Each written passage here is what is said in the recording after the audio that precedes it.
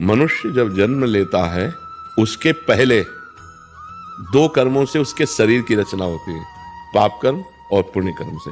कई बार एकांतिक में बताया है, केवल पाप कर्म से यातना देह मिलता है जो नरक में मिलता है, नरक लोक में। केवल पुण्य कर्म से देव शरीर मिलता है जो स्वर्ग लोक में है। पाप और पुण्य दोनों को मिश्रित करके मनुष्य लोक में जन्म मिलता है। उसका परिणाम होता है समय पर सुख मिलना या दुख मिलना। अब पाप कर्म करना और पुण्य कर्म करना, इसकी छूट है तुम्हारे ऊपर, लेकिन इस शरीर की रचना दो कर्मों से हुई है, उसका भोग पूरे जीवन भोगना पड़ेगा। जैसे हम उपासना कर रहे हैं लेकिन हमारा कोई कर्म बिगड़ा रहा तो दोनों किडनी फेल है।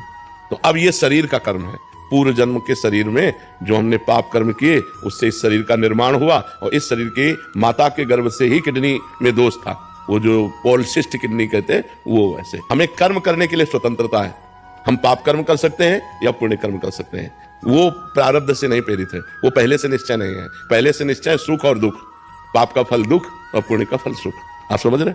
नहीं तो जैसे पाप का फल दुख है तो वर्तमान में पाप कर रहा है लेकिन वो सुखी है, क्योंकि उसके पूर्व पुण्य का फल उसको मिल रहा है। वर्तमान में कोई पुण्यात्मा धर्मात्मा है लेकिन वो दुख भोग रहा है, क्योंकि उसके पूर्व के पाप का फल उसे भोगने को मिल रहा है।